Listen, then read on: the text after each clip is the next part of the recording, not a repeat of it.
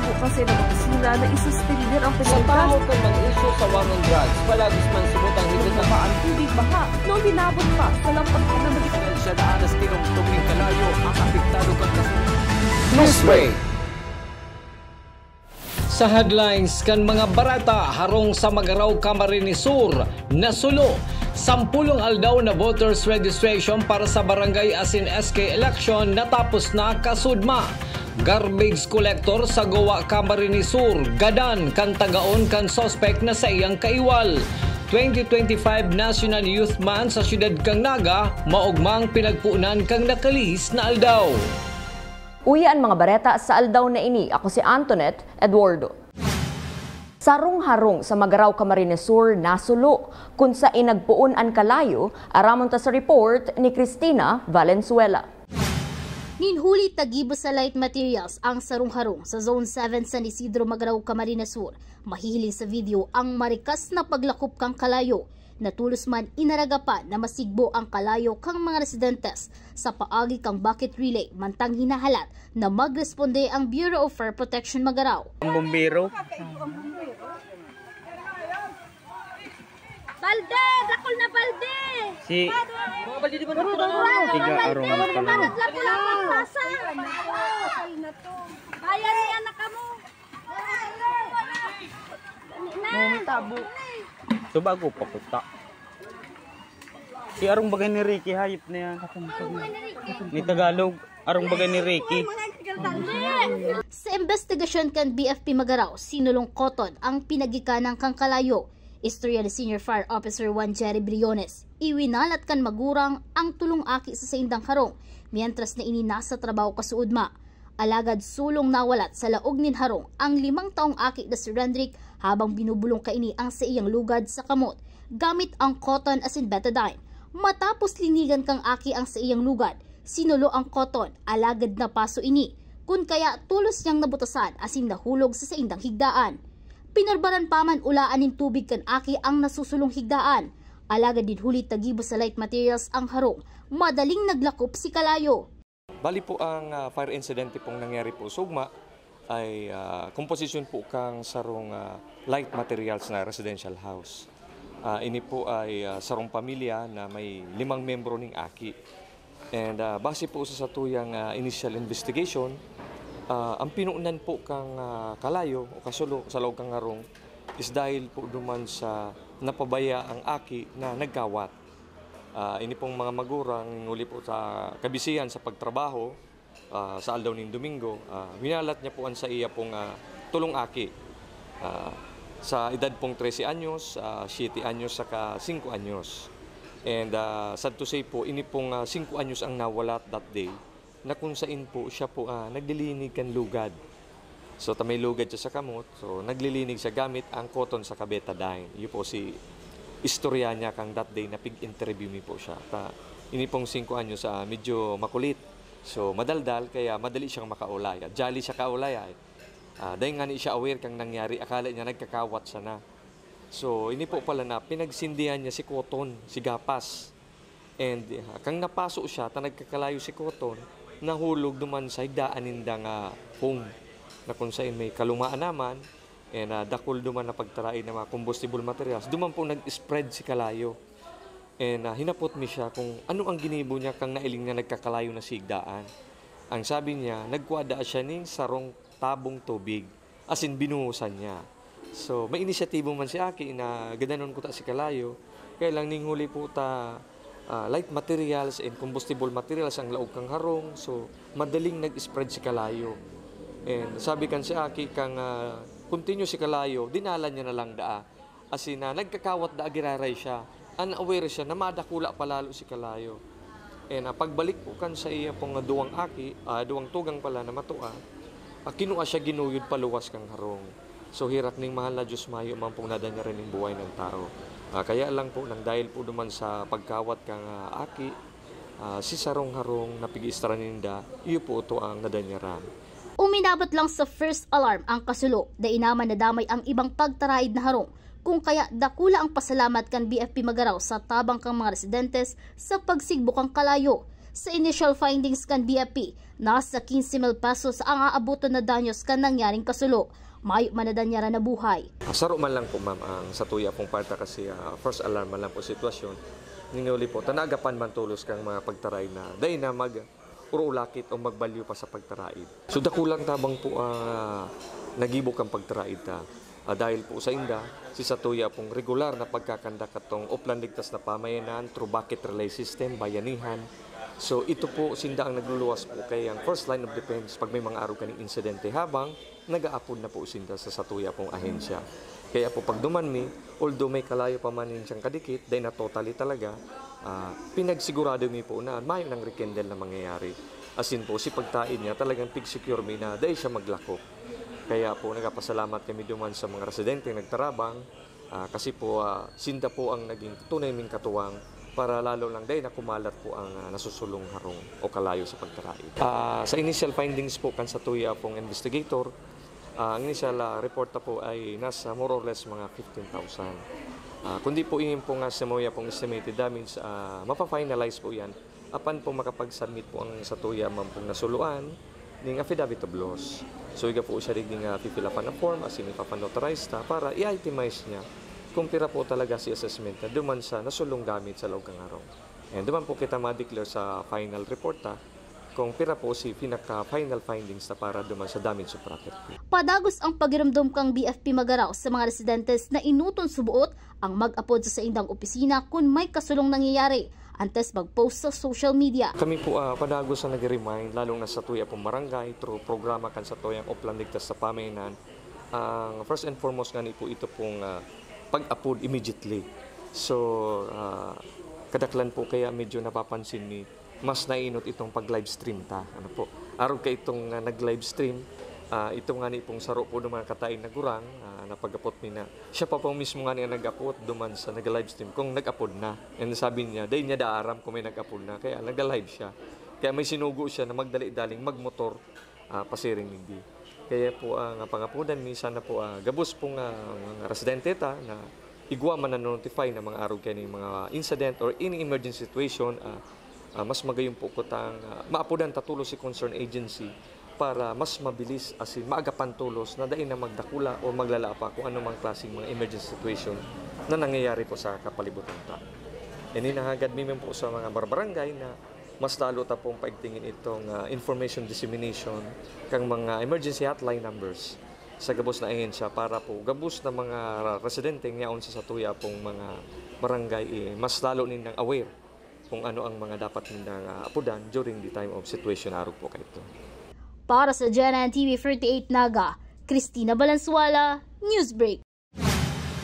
Mientras tanto, tulos man na padarahanin tabang kan opisina ni 3rd District Congressman Nelson Legacion ang pamilya ni Michelle Baya, as in Raik Almerez, kan barangay San Isidro, Magaraw, Camarines Sur na nabiktima nin kasulo.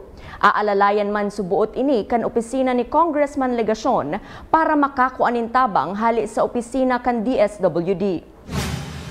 Sa iba pang bareta, pasado alas 11 na ninbanggi natapos ang voters registration kan Comelec Naga para sa barangay asin Sangguniang Kabataan election ngunya na taon. Ang kumpletong detalyes aramon ta sa report ni Christine Reyes. Dinagsakasud mga hapon August 10 kan mga naglamag sa huring aldaw kan registration para sa barangay asin SK election ang Commission on Elections Naga Office. Inabot ning alas 11 ning banggi ang opisina ni Attorney Mike Julia, election officer, para maakomodar ang 657 na mga botante na nagparehistro. Pagkatapos kan 10 aldaw, uminabot ini sa 2,949 na mga botante ang nairehistro kan Comelec Naga. Kadaklan digdi iyo ang mga estudyante asin jóvenes na nag-edad 15 hasta 17 anyos. Kahapon nga August 10, last day of voters registration natin. Ang total po na iparehistro natin kahapon 657. Nagsimula tayo ng 8 AM at natapos tayo ng 11 PM. Yan. Medyo marami kasi kahapon last day. Sa natin 10 days registration natin August 1 to 10 2,949. Yan na po ang total registrant natin 10 days po registration. 2,949. Sinabi ni Attorney Huya na kung madagos ang eleksyon sa Disyembre ngunya na taon, dain na maako ang sa idang opisina ng mga maparehistro. Alagad kung mapirmahan na ni Presidente Ferdinand Marcos Jr. ang pagpostpone kan BSKE, nagigibon sa November 2026, magkakaigwa ng panibagong petsa ng voters registration. Dagdag pa ni Attorney Huya, gigibuhon naman ninda ang local transfer, huli sa halabang aldaw na itatao en kaso sa masunod na taon ang eleksyon. Siguro kung kung matuloy ang election natin sa December 2025, wala na munang voters registration yan. Pero once na postpone pa ang election natin from December 2025 going to November 2026, magre-resume naman ang voters registration yan. Siyempre, pag malayo pang election, magkakandak naman COMELEC yan ng several months of registration.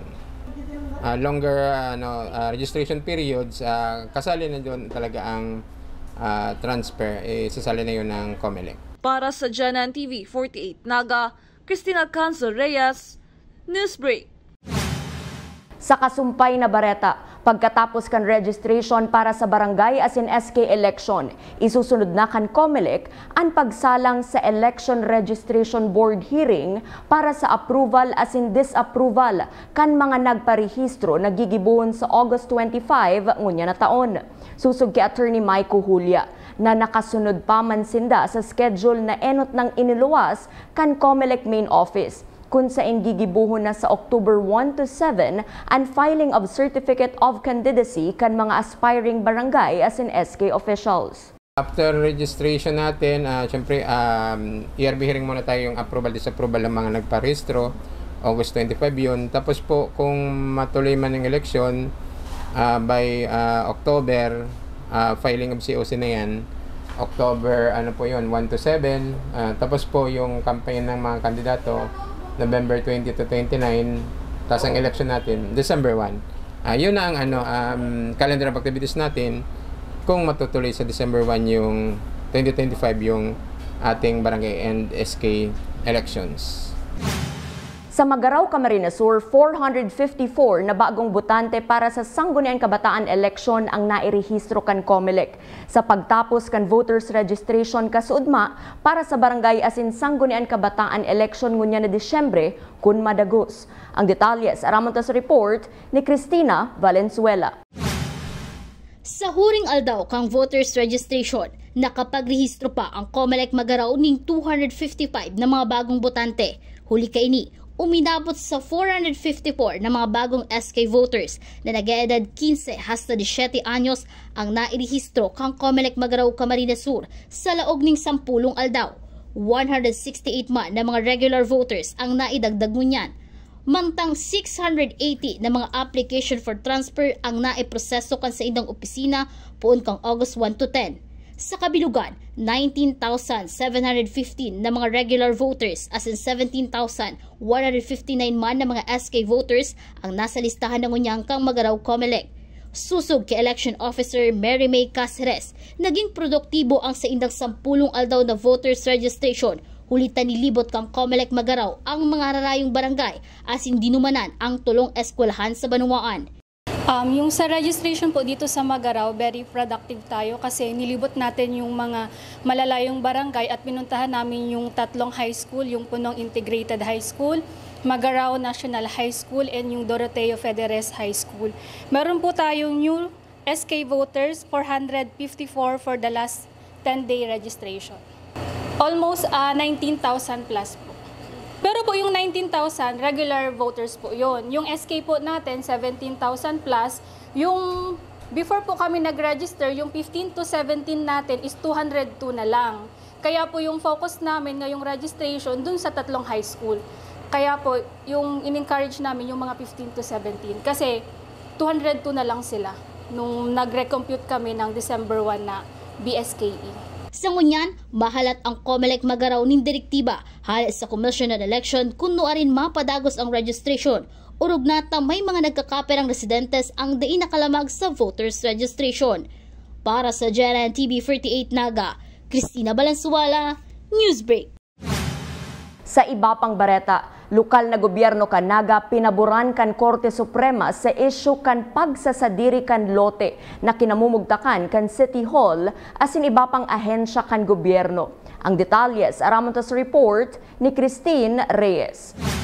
Pagkatapos kan pirang dekadang pag-urulay manungod sa daga na kinamumugtakan kan Naga City Hall kontra sa pamilya Mariano, iniluwas na kan Korte Suprema ang pinal na desisyon kung saan pinaboran ang lokal na gobyerno kan Naga na iyon nasubot ang may sadiri na kaini. Sa notice na pinagluwas kan Korte Suprema, idineklara ninda na dainasin na maako ni motion for reconsideration o ano pang pleadings hali sa mga tagapagmana ni na Jose Mariano asin Helen Mariano na iyong orihinal na may sadiri kan lote. Ini ang maugmang ibinareta ni Naga City Mayor Leni Robredo sa pinagibong press conference kaibanan ang City Hall Press Corps sa iyang pinagsabi na mayo ng kahadita na papahaleon ang mga opisina na yaon sa Naga City Hall compound. Alagad, igwang babayadan ng LGU Naga ng compensation na RTC Branch 226 ang madeterminar kung gurano. Mayo naman ang bulan-bulan na pagbayad ng arkila. Na-receive me last week si finality kan si decision. Bali, ang nakalaag duman na garon may motion for reconsideration si heirs of Mariano na deny na si motion for reconsideration. Tapos sinabi ka Supreme Court na di na sinda maako ning any other pleading after katong denial. Mayo ng kahadita na papahaliun pa, pero igwang babayadan. Garo sinabi niya duman na si prayer ba kaya pwera duman sa babayadan kan si past pero mabayad pa ning rent. Garo ang sinabi duman sa desisyon, mayo ng rent na babayaran pero itong mga nakaagi garo may just compensation na kay bayadan. Hulikan magayon na baretang ini, pwede nang maipahirahay ang mga opisina asin pasilidad na may mga problema na iyon naman ang pinagtatrabaho ngunyan kan LGU. Napunan ng pakarhayon ang Raul S. Rocco Library asin City Assessor's Office. Isusunod naman ang opisina kan Metro Peso. Ang gusto talang ngunyang gibuhod, kadakon na kaya si mga may problemang facilities digdi. Mga opisina, sa katadai man kaya kang budget, so pigdidikit-dikitan ta, ininot ta si Raul Rocco Library, pigsunod ta si ngunyan, inaayos ngunyan si City Assessor's Office.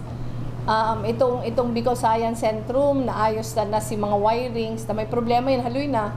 Si wirings, nagbakal kita ng bagong transformer para dyan. Haloy nang nakaset ang kasoreko kaya, abo nindang mag-ayos, hanggang di ita pigpapakaray sa building mismo. So pinakarayta na yan last week, nakabita na finally kang kasoreko, isusunod ta ang Metro Peso. Di ita kayang sarabay dahil kulang ang pondo. Nakaulay ta na din si mga fiskal, nakaulay ta na si ibang judges. Dawa sinda may pagmaot na mapakaray na ang lugar. Although ang mas preference ninda daga. Ngunya na sigurado ng pagsasadiri kan lokal na gobyerno kan Naga ang loteng kinamumugtakan kan City Hall. Inaasahan sa administrasyon ni Robredo, mapapakarhay na ang bilog na compound kan City Hall, pon sa parking area, pedestrian access, mga opisina asin mga edipisyong yaon digdi para maakomodar ang mga residentes kang syudad ni Naga na mabisita.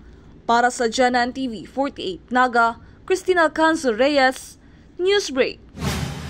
Mientras tanto, kaipuhan na ang inventory kan mga properties as in buildings sa laog kan City Hall compound na direktiba subuot kan Commission on Audit. Sa ngunyan, pinagigibo na ninda ang random manual audit sa gabus na opisina as in isusunod tulos ang pagpakarhay kan mga ini. Sinabi ni Mayor Leni Robredo, ang gabus na opisina na para sa seguridad o nakatutok sa kalamidad, ang sararo lang arog kan CDRRMO, PSO, pati naman ang CSWDO para mas marikas ang pagresponde sa panahon ng emerhensya. Aasahan sa mga masunod na bulan asin taon ang mas organisadong opisina asin edipisyo sa Naga City Hall compound. Laro sa mga tuyaw sa tukang COA, kaya di kita nakakakuha ng unqualified opinion si sa tuyang inventory ng properties. So kay punta talagang gibuhon, dawa igwa pa kita until the end of the year Pigpupunan tanangon yan, nagpapaano kita, random manual audit. Kang gabos na, ano ang mga offices kayo nagsasabit sinda ng inventory, kang opisina ninda. Si properties kang office, si mga immovable sa kasi movable. Ang IAS, pig task ta na magibo ng random manual audit. So, ginigibo niya yan ngunyan. Igong mga opisinang ibabaliw, gabos na opisina manungod sa resilience, safety, disaster, gabos na ililipat sa CESAR building. Dakulaan naman ang CESAR building. In fact, garo mas dakula pa kesa sa City Hall. 6,000 square meters ito. So, halik na kami duman last week. Kan si mga, kaibanan ko si mga heads, kan si mga opisinang ibabalyo. So, kabali duman si PSO, kabali si CDRRMO, kabali si Dangerous Drugs, ano pa ba? Saka ano, itong sa likod niya, ang plano si CSWD ilipat duman. Dahil sa pag-disasters kaya para sa rong lugar na lang. Sa police report, sa pang-apat na pagkakataon liwat na buminagsak sa kulungan ang 35 anyos na street-level individual na si alias JR. Soltero, mayong trabaho, na residente kan Zone 4 Barangay Triangulo, Naga City, matapos makumpiskaranin 7 plastic sachet nin suspected shabu na nagkakantidad 13,600 pesos. Sa pinagkondusir na bypass operation kasudma, pasado alas 8:55 nin aga sa Zone 7 Cararayan, Naga City. Kabali sa nakumpiskar kan otoridad sa suspect an sa iyang sling bag na may laog nin sa dit na kiluhan. Gunting 16 na pedasong plastic sachet na mayong laog asin an sa iyang cellphone. Susog ti Police Captain Hil Guban, 3 beses nang nakulong si alias JR sa kasong illegal drugs. Asin ngunya na aldaw sa angatan liwat kan Naga City Police Office si alias JR nin kasong violation of RA 9165. Sa Station 6, kung saan 35 years old yung suspects, and nakapag-confiscate tayo ng 16 pieces of transparent sachet containing suspected shabu, which nakakahalaga siya ng 13,600. Mientras tanto, sa Barangay San Felipe na aresto man ka Naga City Police Station 3, kasubangging alas 10:26 si alias Nathaniel, 30 anyos, sarong aluminum installer kang Zone 7 Sagrada Familia, Peña, Francia. Sa ginibong anti-illegal drug by bust operation, nakuan na nin 4 na plastic sachet nin subot shabu si alias Nathaniel na may estimated value na 6,800 pesos. Ang mga nakumpiskar na shabu matapos ang buy-bust operation, ang pinag-turnover na kan investigador sa crime laboratory para sa forensic examination. Sabi ni Police Captain Hil Guban, sa ngunyan nasa kustudiya na kan Police Station 3 ang suspect habang ipinoproseso ang kaso digdi. Yung yung details natin ma'am, yung operation natin is sa Station 3, nangyari sa Zone 6 sa Barangay San Felipe, which is yung suspect is 30 years old. Nakakuha tayo doon ng 4 pieces of suspected shabu, and nagkakantidad siya ng 6,800. After ng operation natin ma'am, tinurn over yun sa investigator, and after investigator, turn over yun sa crime laboratory for examination. Sa iba pang police report, mahahampang sa kasong pagbalgar sa Republic Act 9165 o pagsaray nin illegal na droga as in Republic Act 10591 o illegal possession of firearms, ang suspect na si alias Masaw, 45 anyos, residente kan si Pocot, Camarines Sur. Ini matapos makumpiskar sa iya ang 7 sachet nin subot shabu, sarong caliber 38 revolver na may 6 na bala asin 10 pedaso na 100 pesos matapos ang ginibong search warrant operation kan si Pocot Municipal Police Station. Ang subuot illegal na drogang nakumpiskar, nagtitimbang nin 15 grams na may market value na 102,000 pesos. Section 11 po ng RA 9165, possession po, then RA 10591. So, yung sa illegal, sa paghawak ng illegal na baril. Padagos sa mga bareta, Sa Goa, Camarines Sur, gadan ang garbage collector na si alias Emmy matapos tagaon kan sospek na si alias Delca, 53 anyos, sarong parauma kanasabing banwaan. Sa report kan Goa Municipal Police Station, dinulok subuot kan sospek ang biktima mientras nayaon sa sarong inuman bit-bit ang kapidasong kahoy. Pinurbaran pakalmahon kan biktima ang sospek, alagad pinagtulod ini na pinagpunan kan diskusyonan. Nagpuli sa indang harong ang sospek, alagad nagsunod ang biktima. Kan magluwas ang sospek, bit-bit na kaini ang sundang asin dagos na pinagtatagaan biktima na pinagdarapa man sa ospital, alagad pinagdeklarang dead on arrival. Ini na ang ikalimang hacking incident sa Camarines Sur. Enot sa banwaan kan Karamoan, Minalabak, Sipokot asin Lagonoy, Camarines Sur.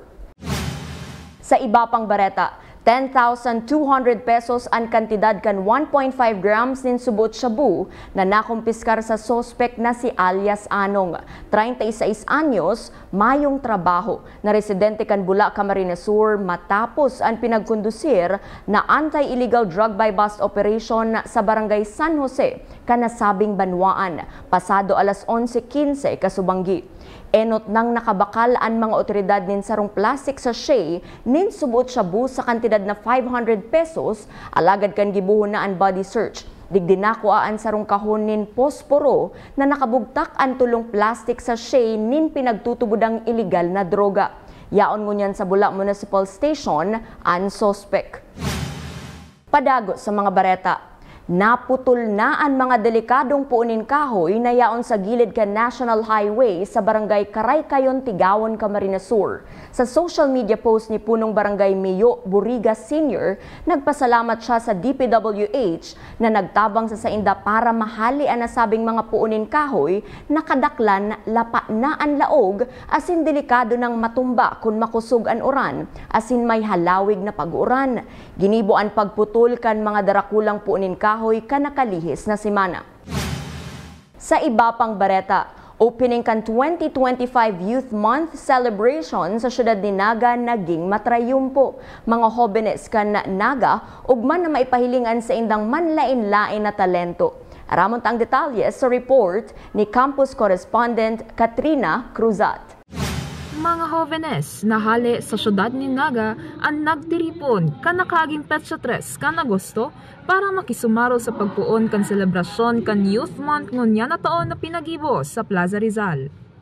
Nagkaigwanin parade asin Santa Misa na pigibo sa Metropolitan Cathedral. Ang Youth Month, tradisyon na pigseselebrar kan syudad ni Naga para maihiras kan mga hovenes ang dunong asin tibay sa iba-ibang bagay arog kan pagtaonin opinyon sa mga kun anong nangyayari sa syudad asin nasyon.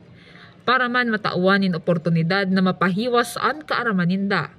Presente man sa event si Mayor Lenny Robredo asin kaibahan ang presidente kan sangguniang kabataan na si City Councilor Jefferson Felix na nakisumaro asin nagtao kan sa indang mensahe. To our young people here in Naga City, we always believe that we can do something.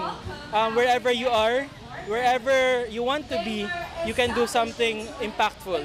Like for example, if you're a young person leading in schools, or leading in a community-based organization, your efforts are seen and your efforts are really valuable, and it really helps for us, most especially in achieving our city development goals. Every fragment or every piece of our actions, our local actions will really contribute to our sustainable development goals, the city development goals, and our aspirations for the young people of Naga. Segun ki Precious Alana Garcia, miyembro kan Youth Population and Nutrition Office, ang mga event na arog kaini bako lang para maipahiling ang talento kan hovenes, kundi para madagdagan pa ang kaaramaninda manungod sa mga napapanahong issue o problema arog kang HIV awareness asin sex education. Bako lamang ini selebrasyon sa sarong bulan, pero ini selebrasyon na para maiherastang sa tuyang mga talento birang sarong hovenes.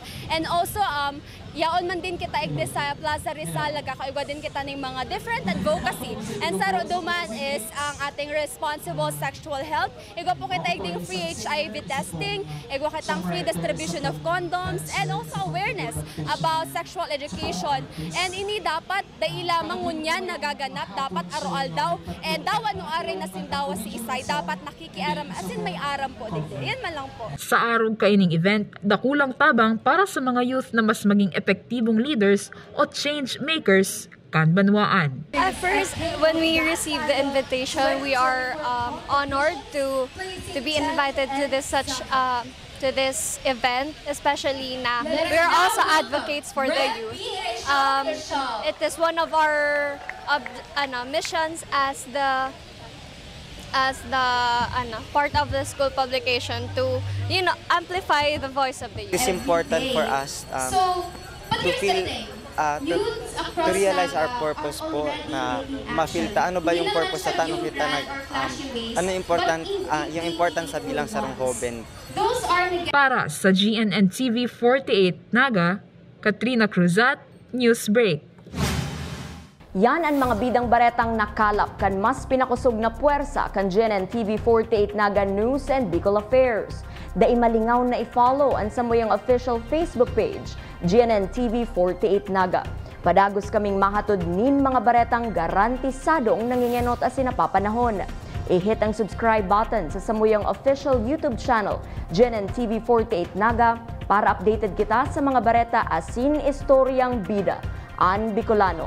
Ako si Antoinette Eduardo. Asin ini, ang GNN TV 48 Naga Newsbreak.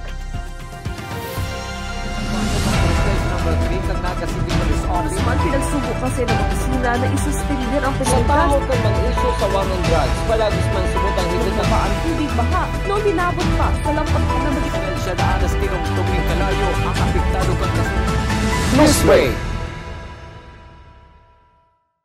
Ano man ang pangarap mo, matutupad yan dito sa NCF. College of Computer Studies, College of Arts and Sciences, College of Teacher Education,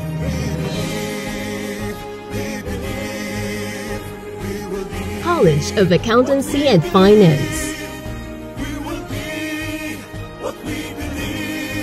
College of Business and Management, College of Engineering,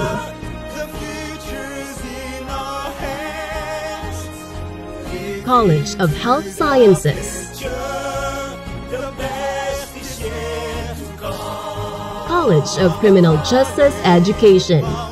Let your quest begin here at the Naga College Foundation, because we don't just educate, we elevate. Experience NCF high-quality education and be part of the community of champions. Be a Tiger now. Leap into the future. Introducing Converge FlexiBiz. Be in control with your daily connection needs for maximum productivity. You can boost your connectivity when you need it the most. Have it at an all-time peak or adjust speeds during hours of the day, whatever your business needs to support. Enjoy value for your money with a budget-friendly, reliable, and flexible package made for you. No data cap. Stream on pure fiber connection that you deserve. Converge FlexiBiz. Contact us to know more. Your quest begins with a single step, where passion meets purpose, and learners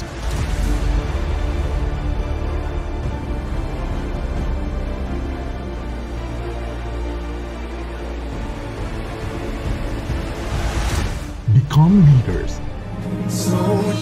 This is where champions in healthcare are made, with AI-powered, world-class, real-life simulating laboratories, top-tier clinical instructors, healthcare industry innovation-focused curriculum, and skills management. The Naga College Foundation College of Health Sciences is your premier choice in excellent healthcare education.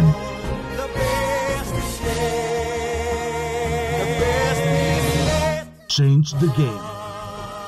Be a champion. From dreams to strategy. From passion to profession.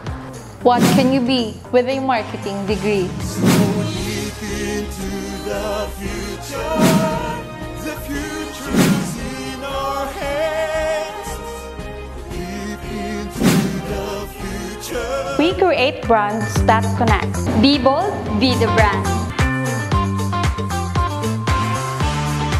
Hashtag market your future. It all starts here at the Naga College Foundation, BSBA Marketing Management. Start your quest to success. Be a Tiger today. Enroll now.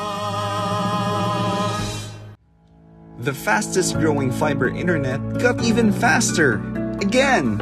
Dahil ang doble na, di noble pa.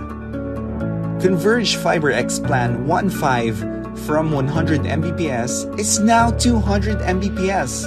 Doble ulit ang bilis, doble ulit ang sulit. If you're an existing subscriber, automatic upgrade ito. And if you want to make it permanent, just agree to our new terms and conditions. As simple as that, no new application, and it's absolutely free. New Converge Fiber X Plan 1.5. Ang dobleng sulit, new offers from Converge. Doble na, di noble pa! At the heart of every dreamer lies a future of limitless possibilities. At Naga College Foundation, we understand the journey. With proper guidance, inclusive community, and state-of-the-art facilities, your dreams can become a reality. We are a training ground for future innovators, where quality education continues to thrive and service meets excellence. We develop students for more than a career. We equip them with the right skills and attitude to leap into a future of limitless possibilities. Your future is waiting. All you have to do is to begin. Meet your future self and choose NCF.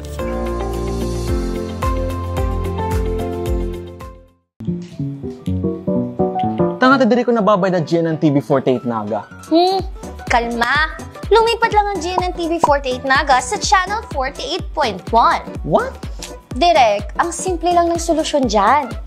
Kunin ang remote, pumunta sa menu Setup o Settings, at hanapin at pindutin ang scan at hintayin. Then, boom! Balik na si GNN sa Channel 48 mo. Para sa mga balitang nanguna at napapanahon, at sa mga programang suwak sa panlasa mo. Tutok lang sa GNN TV48 Naga, Bida ang Bicolano.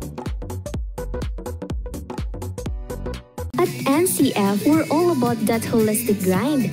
Hands-on training, real-world experience, and affordable education that gets you industry-ready. Shoot to edit? Dito, from concept to screenwriting. From shooting to editing to actual broadcasting, NCF was the first and the only school that has its own operational television and radio stations. No boring stuff, just real skills for the real world. Jika na ba? Tiger today.